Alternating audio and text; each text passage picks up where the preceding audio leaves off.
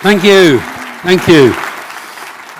Right, and there is Rory, and the tech seems to have worked better than it did when we recorded our podcast on Sunday. If you listen to it on Wednesday, you'll have 55 minutes. It took us about 6 hours to do it.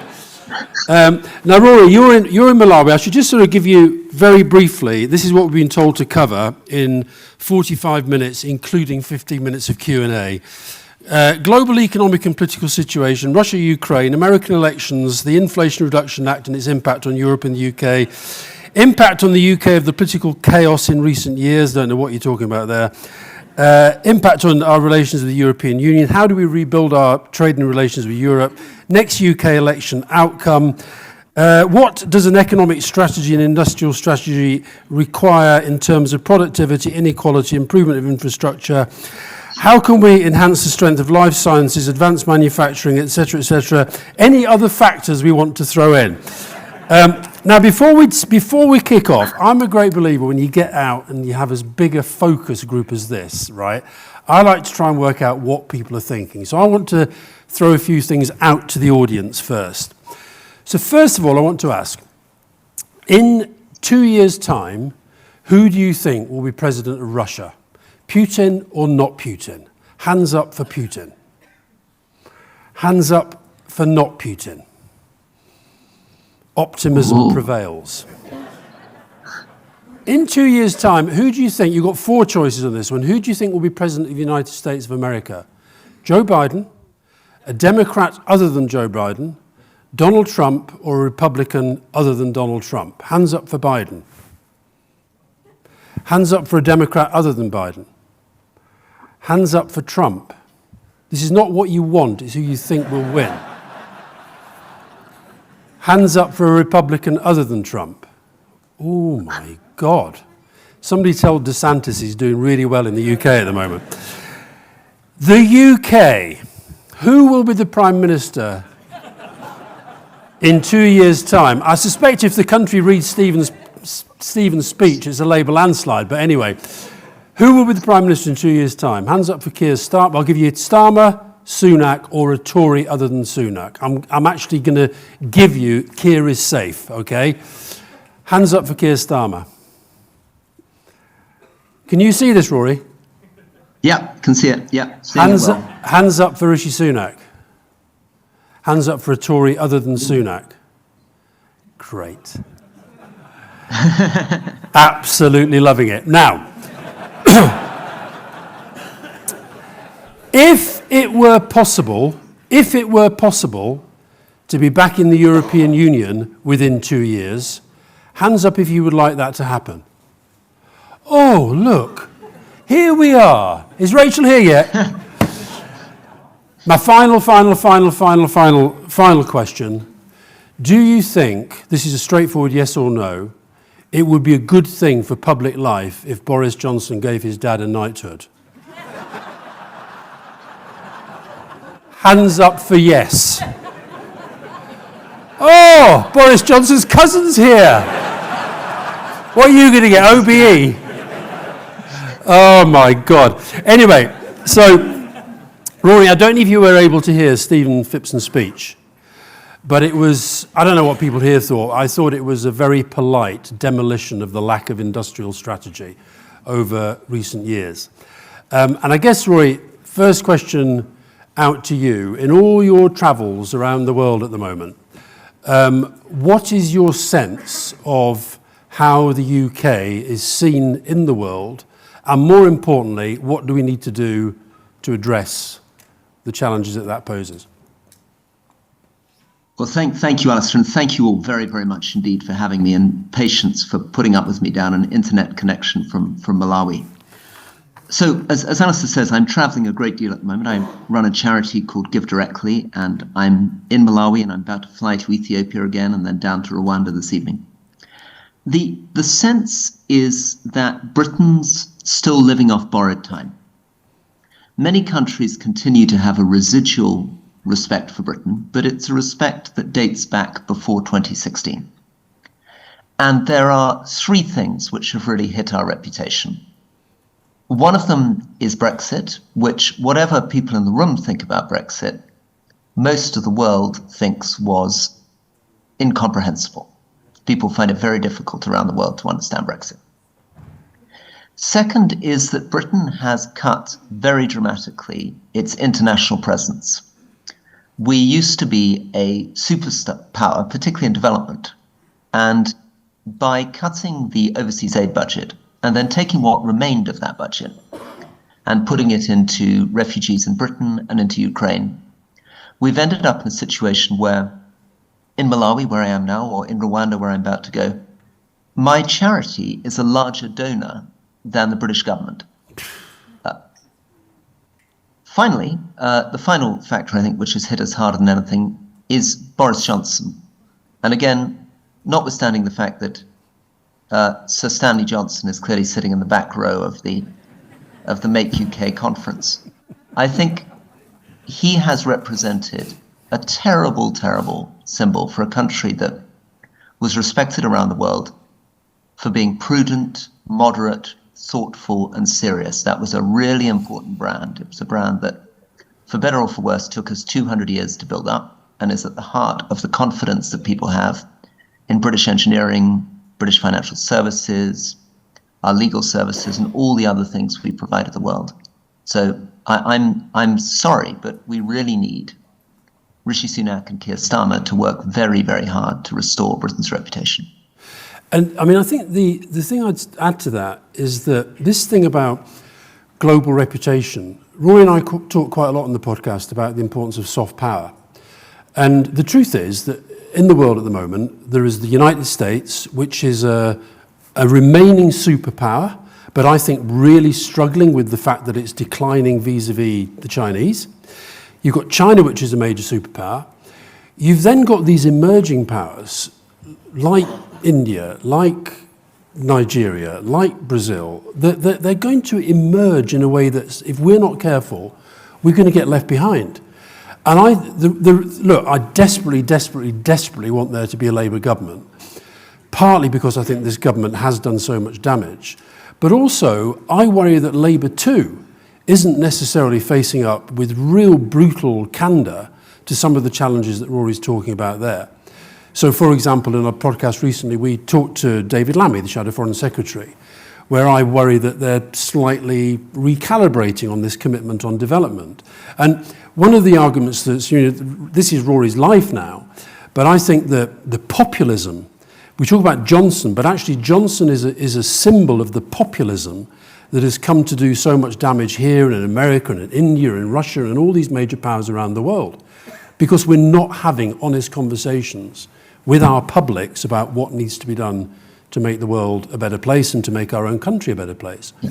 And Rory, Alistair, just coming behind this, yeah, I couldn't agree more. And I think this phenomenon of populism is something that needs to matter to all of us. We're at a time when we feel a little bit more optimistic because we had a situation in which Joe Biden managed to defeat Donald Trump, thank goodness. And that was a big blow for the populist movement. And people who are following international politics closely will find that in Australia, there was an amazing victory by a group called the Teal Independents. Yeah. There's also been some interesting victories that Alistair likes to talk about in places like Slovenia, Czech Republic, where there have been anti-populist movements. Landslide in Estonia at the weekend for Kaja Kallas. Very good. Yeah. Very good. And Bolsonaro defeated in Brazil. Yeah. But we mustn't lose sight of the fact that this is very touch and go around a lot of the world. And that an authoritarian model, partly driven on the incredible economic success and growing power of China, partly the damage of the 2008 financial crisis, which wrecked everybody's confidence in the old liberal democratic model, and partly social media, the way in which Twitter and Facebook creates these extreme polarized opinion groups, means that there is still a significant risk that someone like Donald Trump could come back in the United States in the next election. People like Narendra Modi are really digging in India. Erdogan in Turkey, we'll see what happens. I mean, he's been hit hard by his handling of the earthquake, but still the probability is he'll win that election again. And if you look, as Alistair says, at the emerging countries, many of them, sadly, are no longer as drawn towards democracy as they were. They're cutting down on civil society, cutting down on human rights, and it's creating an environment, and I think this is relevant to the audience we're talking to at the moment, which is less predictable for business, because populism is an erratic form of government, can actually be a corrupt form of government. And really what you need for a good business environment is transparency and predictability. You need a government that knows what it's doing and communicates long-term confident plans. And that's what I hope we're going to see from this Labour long-term vision in Britain. Just on the question of Russia and Ukraine, I don't know if you can see, Rory, but the majority in the room voted for Putin out of power in 2 years. I think you and I are probably on the more pessimistic side of things. I first met Vladimir Putin with Tony Blair before he'd become president. And if ever any of you guys bump into Tony Blair, as he probably been in a private airfield somewhere, and you're just sort of getting on your private jet and he's getting off his scheduled Ryanair, and just go up to him and say, can I ask you something? I saw Alistair and Rory Stewart talking at a Make UK conference. Is it true that when you first met Vladimir Putin back in the last century, as he left you, you turned to Alistair and said, I think this guy's going to be okay?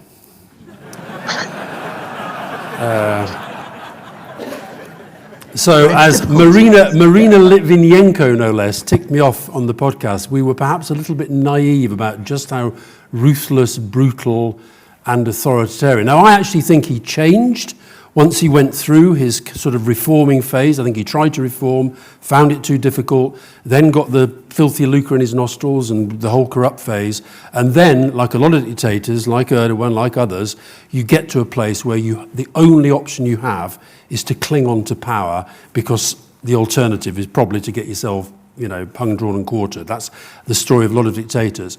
But Rory, explain to the audience why we're a little bit pessimistic about where Ukraine goes from here. Well, I think the first thing to understand is that the challenge to Putin within Russia at the moment is not from the liberal progressive left. The biggest challenge to Putin is actually coming from the nationalist right. It's coming from people who are saying, why are you not being more aggressive? And of course, Putin has been horrifyingly aggressive in Ukraine, but there are many things he hasn't yet done. He hasn't launched cyber attacks across Europe.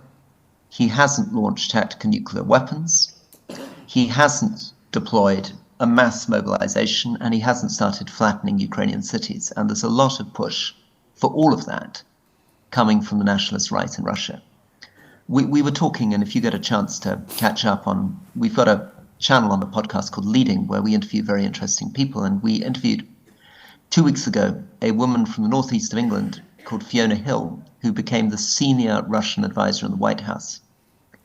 And her prediction, which I think for both Alistair and I seem plausible, is that this war could well become like the Iran-Iraq war, which lasted for 8 years, became a grueling war of attrition between Iraq, which had a much smaller population.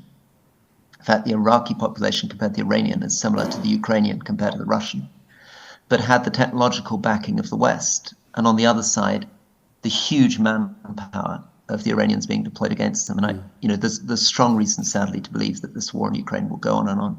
And one small thing, just before I hand back to Alistair, he very kindly took some criticism on himself for what happened with Russia. As a conservative, our missed call was very much on China. From 2010 onwards, David Cameron, George Osborne and others thought that the future for Britain was to get ever closer to China, and announced a golden age. There were huge visits to China. There was an attempt to get Huawei to build our entire digital infrastructure. And many of my colleagues who pushed hard for Brexit were doing it because they said the Chinese economy is growing much bigger than the European economy, so why don't we leave Europe and attach ourselves to the Chinese dragon? I think the last 5 years, and in particular, the threat of a conflict between China and Taiwan and all that would mean for the global economy means that we're looking pretty foolish, and that actually we're in a world in which it makes more sense to stay closer to our European and American allies than bet on a reliable relationship with China. Yeah, just on the criticism, the gentle criticism I made of my former boss, the last truly excellent Prime Minister this country had. I would point out he did not hawk himself out for tennis matches with Russian oligarchs, and he didn't put the son of a former KGB agent in the House of Lords, having gone to bunga bunga parties with him when he was Foreign Secretary without his security detail. I'll just put that out there. On China as well, so the other thing that, if you do listen to the podcast, there's a game called The Rest is Politics Bingo, which our listeners like to play, where they tick off, so like Burnley Football Club, bagpipes, trees, dogs, but one of Rory's favourites is semiconductor chips. And the reason for that is that you mentioned Taiwan, and again, without being too pessimistic, I think you do sometimes have to take governments and leaders at their word. And Xi Jinping never ever stopped saying that ultimately the goal is to get Taiwan back fully integrated back into China. And I think we do have to take them at their word at that. The question then is, what do we do? And in particular, what do the Americans do? And by the way, this is why Putin and Xi were so desperate for Trump to do better in the midterms and so desperate for him to come back, because that will be a massive boost to them, because they will basically say, sort it out yourselves, we don't really care. So Taiwan, Rory, percentage chance of the Chinese adopting a military solution to what they see as their rightful claim on Taiwan? Well, I'm afraid the answer is very high, probably slightly less than half, but maybe as much as 40%. I mean, these percentages are, of course, just a rough way of talking to the conference about the risk. But the truth of the matter is, as Alistair said, that Taiwan currently manufactures 90% of the world's semiconductor chips. Well, sorry, 50% of the world's semiconductor chips, but 90% of the world's advanced semiconductor chips, which is the key issue here. And although the United States is trying to move production into the United States, that is going to take a number of years. And it's in that window that you need to be cautious about China-Taiwan relations, because by the time the US is fully independent of Taiwan semiconductor chips, or more independent, then China has less leverage. At the moment, however, the risk is that Xi Jinping will feel that he has strong leverage, both because the impact of Russia on the global economy has been significant, but it doesn't begin to track what the impact of sanctions and counter-sanctions against China might be. You know, you all know that because of your positions in your own companies, but 50% of the profits of European automobile and luxury goods manufacturers are currently made in China. 50% of their growth is in China. If we ended up in a situation in relation to China that we ended up in a situation comparable to the situation we have to Russia, the global economy would be in big problems. And this means that Xi Jinping may calculate that the next 2 or 3 years is the moment to act, because this is the moment where Western economies have been shaken, where it will be difficult for Western populations to be keen to go through another round of what they've just experienced over Russia and Ukraine. And he may gamble that he's able to get away with it. And of course, the truth is, he won't fully get away with it. The US and Europe will feel compelled to get involved in sanctions and counter-sanctions, but then the whole global economy will suffer probably more profoundly than any time since the Second World War. It was interesting. The China Foreign Ministry put out a very long statement last week, which I thought was interesting in itself, about it was essentially their peace plan for Ukraine. And normally they kind of stay out of these sort of big things going on. And they've sort of stayed out. They've sort of signaled that they're not very happy, but at the same time they haven't condemned it, like a lot of the countries in the global south. But what was interesting within their kind of, when you read through the detail of it, their big worry for me was this emphasis they put on sanctions, trying to avoid sanctions. And of course they were pretending they were talking about Russia, but they were basically signaling, you know, they're really worried about sanctions being imposed on them. So the question then is the calculation of risk between the Americans thinking that they're going to, you know, do the damage to the global economy that Rory's talked about, and the political balance then in trying to put the leverage on China. And that is going to be, you know, I think the big coming issue once hopefully we get through this Ukraine situation. Though I do agree with Fiona Hill, I think it could just grind on and on. Now, Rory, should we bring things closer to home? We're actually in the very room, I think, where last week Boris Johnson asked for a show of hands, like my shows of hands, about who still thought Brexit was a good idea, and 2 hands went up, one of which was his, and the other of which was his. I guess were you at that one as well? Putting your hand? No. So let's just bring it closer to home, because we're just across the road from the Parliament that you used to sit in. The majority view here was that Labour are going to win. Now, part of my role when I worked for the Labour Party, I was always the professional pessimist. I think it's really important in politics. You never, ever, ever take winning for granted. And I think of all the elections I've ever seen or been involved in, I find this next one the hardest to predict. Because on the one hand, the Labour brand was very badly damaged in recent years, especially in my view through the Corbyn period. And I think Keir Starmer's done a very good job at repairing a lot of that. The Conservative Party brand utterly trashed through particularly, I think, a combination of Brexit, Johnson and Truss. Sunak, it seems to me at the moment, getting quite a lot of credit for not being as big a liar as Johnson or quite as utterly useless as Truss, okay? Now that is such a low bar for me.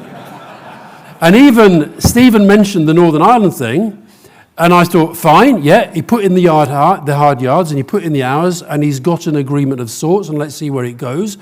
But kind of this idea that we all have to go, hallelujah, the guy's actually doing the job he's meant to do.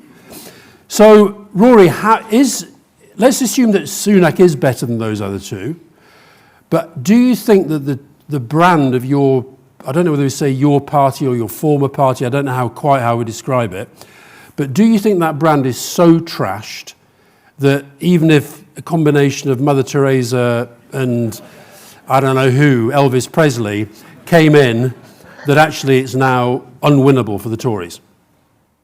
I think if we can get Elvis Presley and Mother Teresa, we're home and dry. No problems at all. They're both dead. Yeah, maybe that'd be better.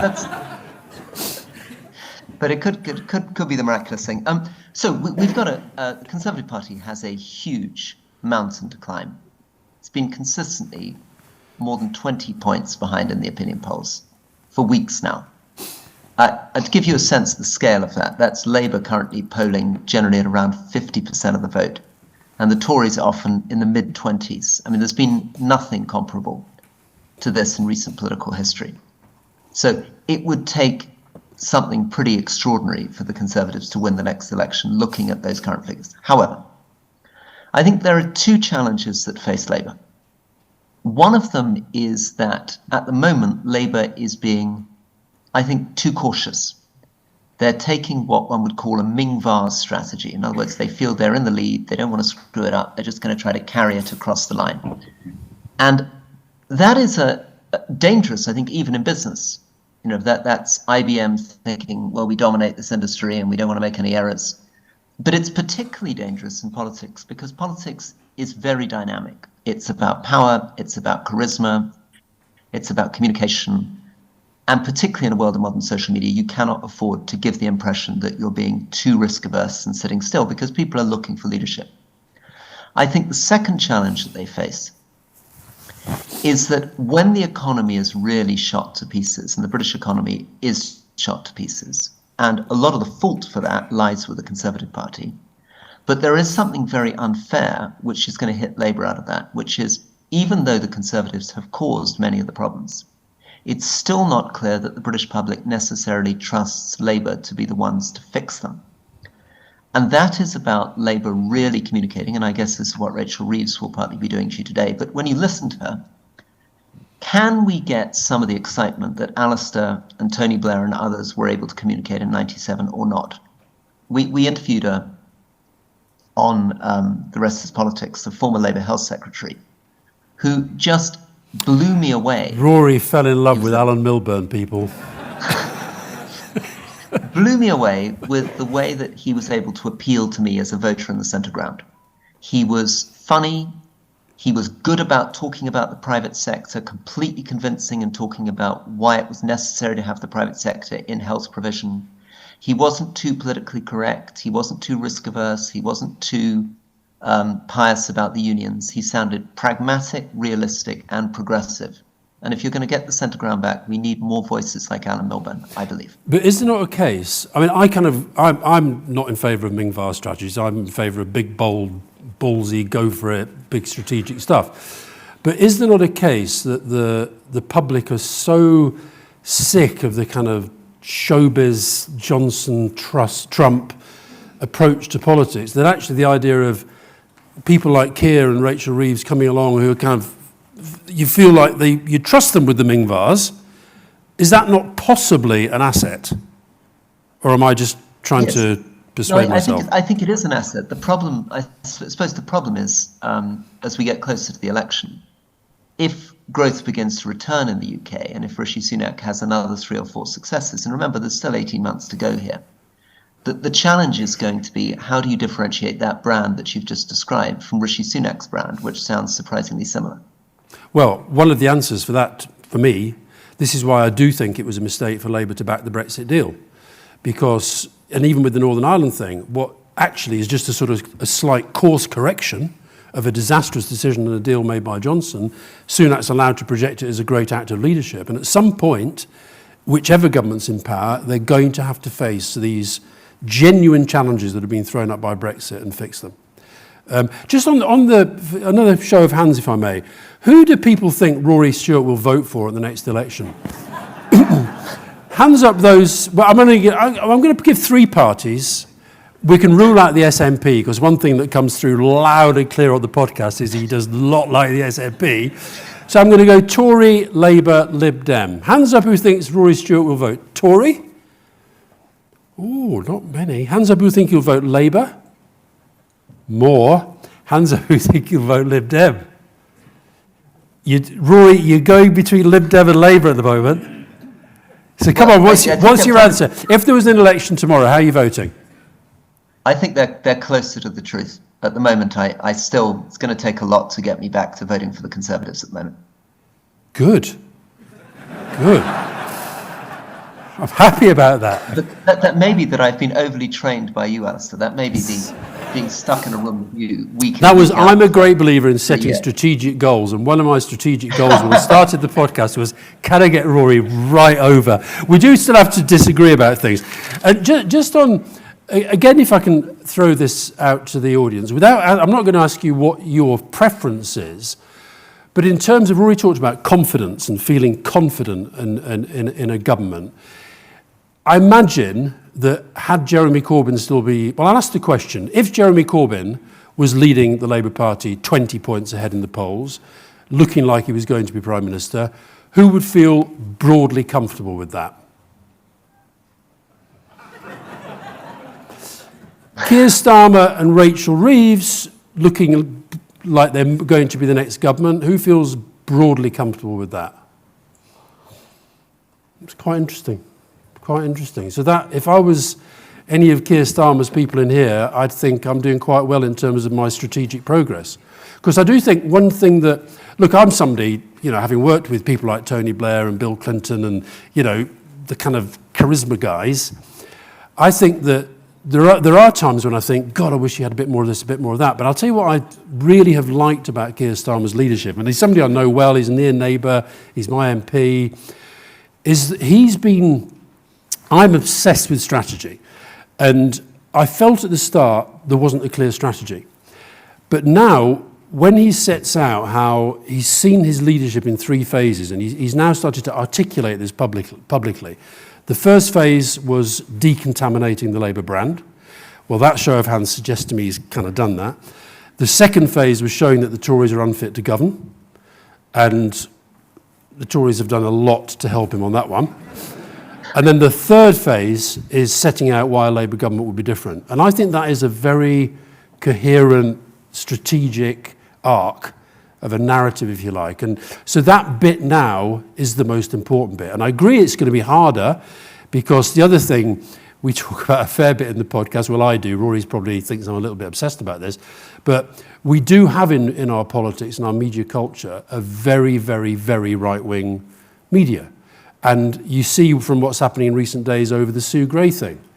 I mean, the same Tory MPs who saw no impropriety at all in Boris Johnson having parties day after day after day, night after night in Downing Street, suddenly are so obsessed with the propriety of the civil service that the person they presented as a paragon of virtue when she was wait for Sue Gray, wait for Sue Gray, wait for Sue Gray, is now this terrible sort of communist sleeper who's been inside the kind of government machine trying to take it over. So it is harder to win from the left than it is from the right, I think, because of our media landscape. And Keir knows, I think, he is going to get the combined for the Mail, the Express, the Telegraph, that lot. They are going to absolutely try to destroy it. And so, you know, it's good that Rory's going to stand by him even with all that. Very, very happy, Rory. Very, very pleased about this major development of Rory Stewart voting late. Did he say Labour or Lib Dem? I couldn't quite hear. We'll get there in the end. Now, the other thing, another show of hands. Hands up who worries about Scotland. I worry about Scotland a lot. Rory's very worried about Scotland. So is it worth Rory just taking a little bit of time? I actually think if you're looking at the post-Brexit makeup of the UK, I think that it's more likely that a united Ireland will happen first, if it happens at all. I think actually the dial on independence, if anything, particularly with Nicola Sturgeon stepping down, has maybe moved backwards. Whereas I think in Ireland, there's a different debate going on there now, and it's not impossible before too long Sinn Féin are going to be in power north and south. So Rory, where are you on where we are in terms of the United Kingdom? Well, I think you're absolutely right about Ireland. And I think demography is changing in Ireland. There are more and more young people who are more and more comfortable with Dublin than they are with London, frankly, and that will continue to be the case. But don't underestimate the risk of Scotland leaving, because Scotland remains culturally, politically, very different to England. You can see it in the Brexit vote, where famously Scotland voted overwhelmingly Remain when England voted for Brexit.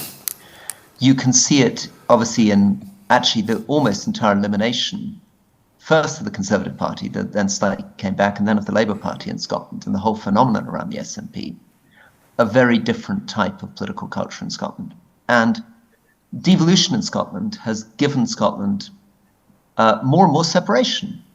School books are different, curricula are different, environmental policy is different, police are different, etc. So it remains a challenge to bring those two things together. And I think what we haven't managed to do yet is have a really strong way of articulating to Scotland why the United Kingdom matters, what the Union can really contribute, why their lives are better, particularly after Brexit, better, richer, more opportunity from being part of the United Kingdom than they would have simply being part of an independent Scotland. Yeah.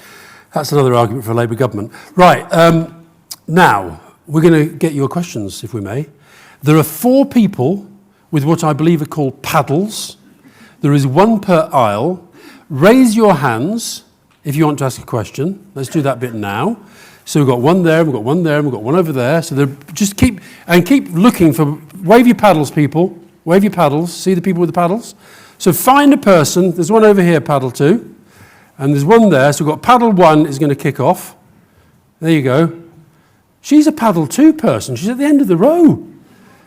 Go on then, fine. I'll go with 1. It's still microphone 1, right, far away. And then paddle 2, you come here. You go there. And then paddle 3, you got somebody? Right, and paddle 4, have you got somebody? No, wait, come on you lot, ask your question. Paddle, right, after that, paddle 3 down here.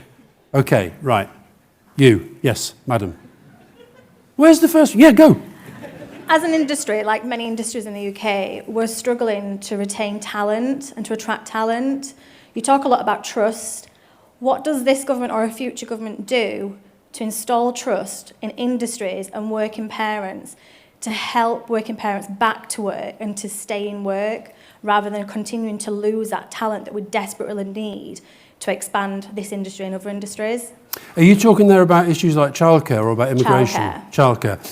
I mean, I do think it's interesting. In fact, I sometimes say, Bridget Phillipson, the Shadow Education Secretary, I sometimes say to her, why do you keep banging on about childcare the whole time rather than, da-da-da-da.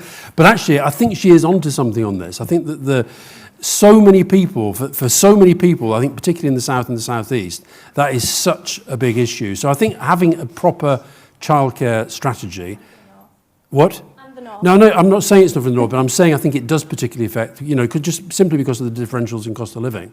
I think if you're trying to bring up a small family in London, say on a teacher's salary or a nurse's salary, whatever it might be, let alone, I think it's very, very, very difficult. So I think making childcare part of this broader industrial strategy.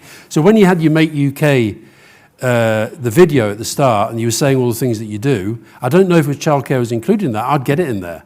I think actually winning an argument about childcare as an industrial, economic part of a strategy is an important thing to do. So when Rachel's here later, nab her at the end of it and say, get stuck into that. Paddle 2.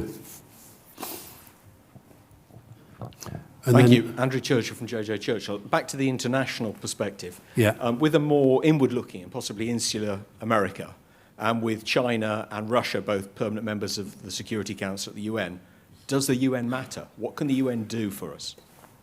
Rory, do you want to chip in on that and then I'll come back? Yeah. So the UN is at a low point, and it's been declining for some time, and that's partly because, starting with President Obama, the US became less and less interested in playing the role of global policeman, and under Donald Trump, the anti-UN sensibility in Washington became very strong. The US began cutting funding dramatically, and China moved in to replace the US and Western funding in a lot of key institutions within the UN.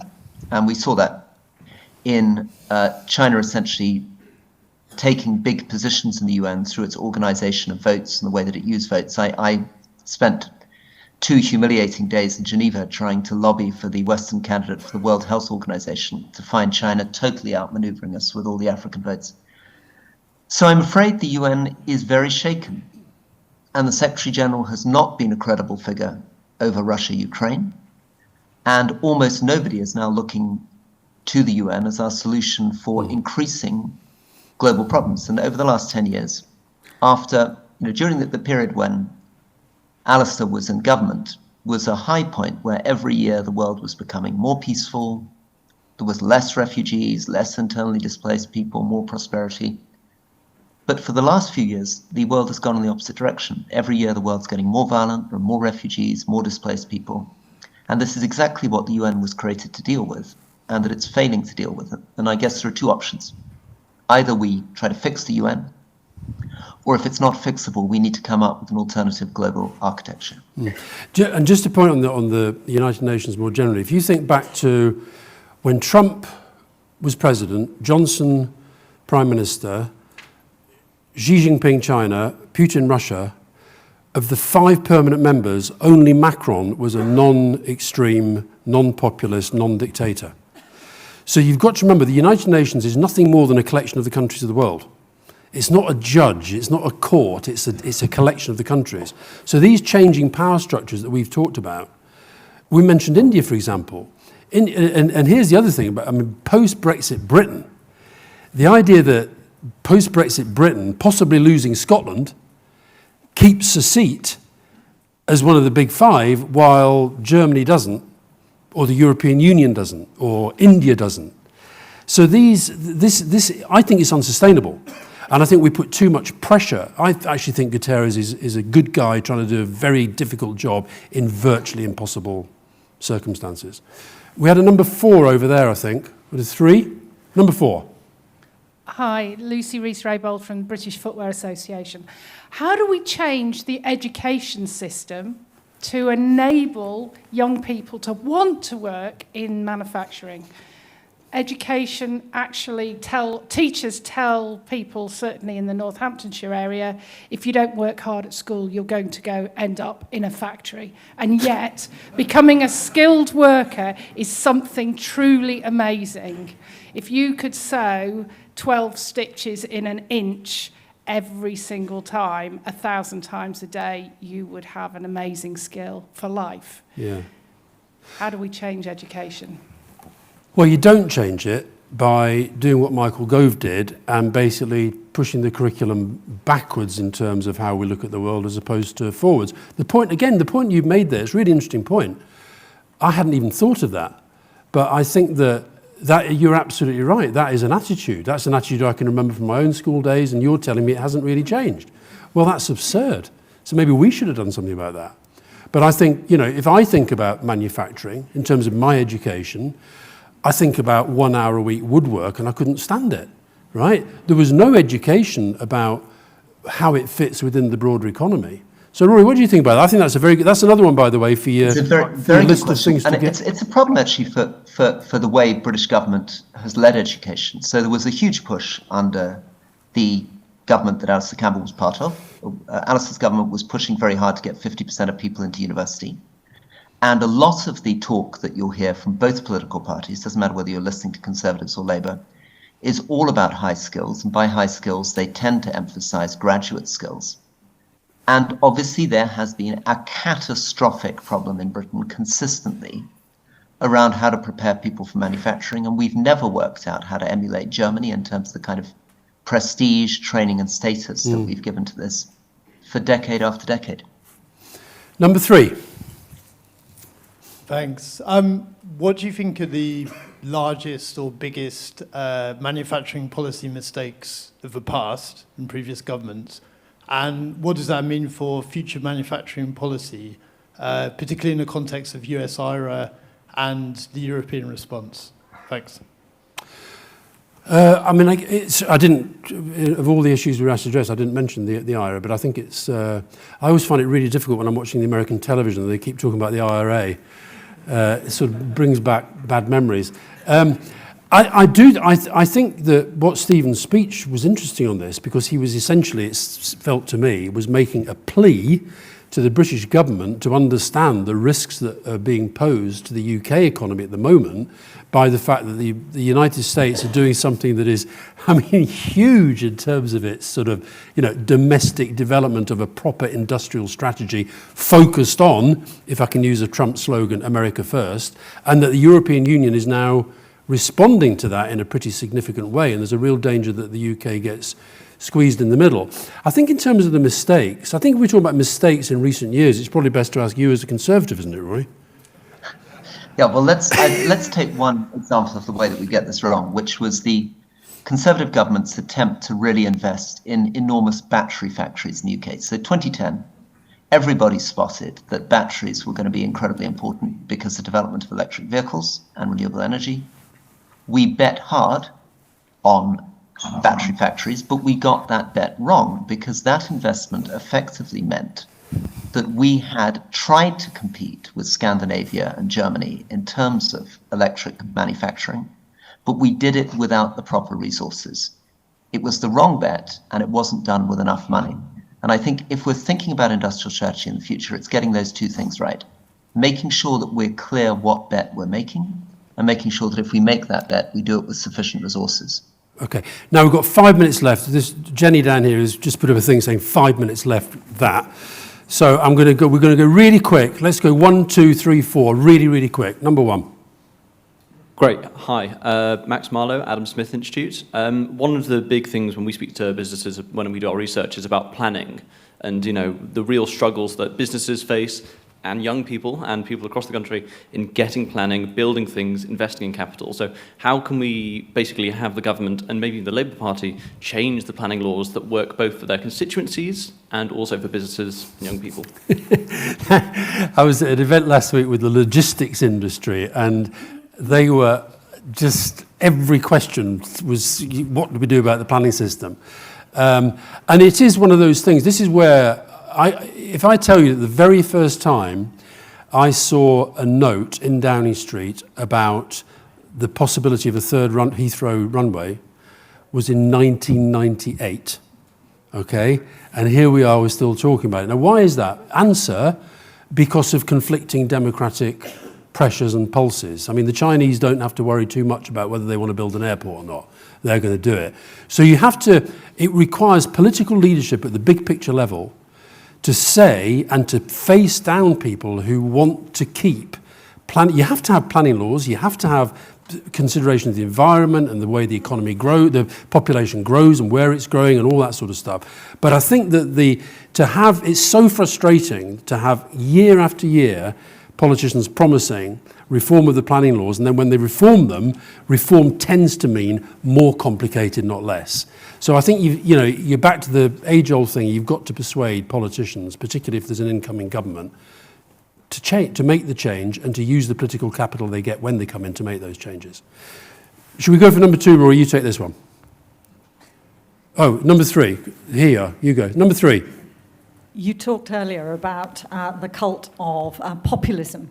One of the things that we need in this sector is a long-term view. How can we learn from the likes of Estonia to push back against the populism that we see pervading all aspects of politics at the moment, so we get consistent long-term strategy? Rory, did you hear that? I got the consistent long-term strategy. I missed a tiny bit in the second bit. What was the example of what we needed to do to overcome populism? Learning from the likes of Estonia, you gave a number of examples when we were speaking earlier, of countries that have succeeded in pushing against the populist tide. We need to do similar things here. Yeah. So I think there are probably 3 things that we need to do to push against populism. I think the first is to rediscover a sense of morality in politics. We need to rediscover a sense that honesty matters, that integrity matters. I think the second thing is we need to think about changing our political system. The first past the post political system has tended to reinforce these 2, frankly, very old-fashioned, cumbersome political policies and are stopping new entrants from coming in. But the third is that I think politicians, the centre, need to rediscover some of their emotional communication skills, some of their character, some of their ability to inspire. We can't let the populists have all the best tunes. There's no reason why you can't be a serious technocratic politician and have a sense of humour and be able to communicate. Yeah, it is actually about having the courage to go out and fight these people. I go out and debate with these populists the whole time. Okay, they keep winning elections and they won the referendum, etc. But when you confront them with their own arguments, they tend to fade away. They don't have an argument. Have you noticed that Nigel Farage doesn't talk about Brexit anymore? He's moved on to trying to destroy the planet by getting rid of the whole net zero nonsense, as he calls it. Okay? That is, and you've got to call them out on that. And the other thing we have to try and change in our country is the media culture, which panders to people like that because they're the voice of the opposition. And instead of which, so I actually do think every time we make our own individual choices about what we read, which newspapers we buy, what we watch, what we listen to, we are deciding whether we are playing into populism or challenging it, which is a long-winded way of saying never buy the Daily Mail. Right. Final question, number 4. Good morning. Philip Tibbets with Marshall. So events over the last year have shown or raised the profile of defence in political discourse, I feel. But what has lagged behind is the industrial underpinnings of defence, not only with short-term replacement contracts for equipment, but also the long-term thinking about in sort of industrial defence, how that contributes to geopolitics and industry at home as well. Yeah. How do we raise that discourse both politically and publicly? Well, I've got to say, the first person I met when I came here today was a guy called Andrew Kinneber, and who did 2 things. The first was he gave me a picture, Rory, of your dad with a cousin of his, which I've now forwarded on to you. But he also gave me his card, which is great title, this, Director General, Make UK Defence. So I don't know whether he's planted you there, but this is obviously a very, very important part of the Make UK strategy. So, look, I think that on the one hand, it's Ukraine is an absolute disaster, okay, on so many levels and so many fronts. And you saw in the way that the German government reacted to it in terms of some of the big decisions that they've made, that has completely recalibrated their approach to defence. I very rarely say these words, okay, but Donald Trump had a point about NATO in relation to the fact that most of the NATO countries just assume that America is going to pick up the pieces on defence forever. That is not going to be the case necessarily. They're always expected to do the heavy lifting. And so all of the European countries have to think about what their actual strategic defence needs are. And every single country is going to have to review that in light of Ukraine. And so within that, you guys are perfectly entitled to be pushing the case for defence manufacturing as an important part, not just for the economy, but also of our national security. Rory. Yeah, well, just to finish, I think the common theme that we've had, whether we've been talking about populism or China or Russia or industrial strategy in the UK or now defence strategy, is the theme of seriousness. If we can get strategy, seriousness, conviction, and character back into British politics, many of these other things will follow from it, because the fundamental reason we've ended up in a mess with our defense strategy and our defense manufacturing is a trivializing, superficial attitude towards the problems of the world. We need to be serious again. Thank you all so much for having me, and thank you, Alistair, for having me on the stage. Thanks all. Have a lovely day, and we'll see you again soon.